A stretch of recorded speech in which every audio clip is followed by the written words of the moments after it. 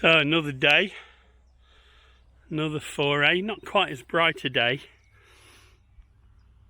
but here in my bag I've found another little stand, probably a continuation of the same ring of St. George's mushrooms, so I picked a few there, and some hogweed shoots and some cleavers, and in another bag I've got full of nettles, which I always collect. Just the tips of nettles.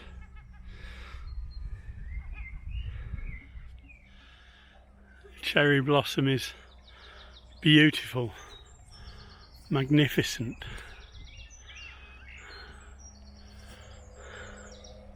So I've just met these two lovely people out walking their dogs, or rather their dogs are out walking them, I think.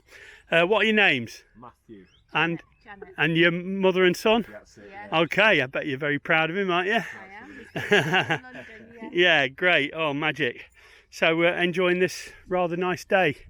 Absolutely. Trying to beat the rain, eh? Yeah. Okay. We're going on wild mystery tour.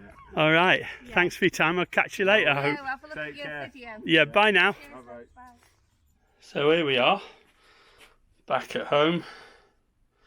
St. George's mushrooms. I think that they were further round from where I got them the other day. And there's some hedge garlic, which will go together with these cleavers. Take him out, because he is one of them. And so is he. Cleavers are sticky, so things stick to them. And another nice portion of hogweed shoots, and my usual nettles, which I like. Always like lots of nettles. So I'll be blanching the nettles, and we'll be having these mushrooms with a steak tonight, just a rump steak.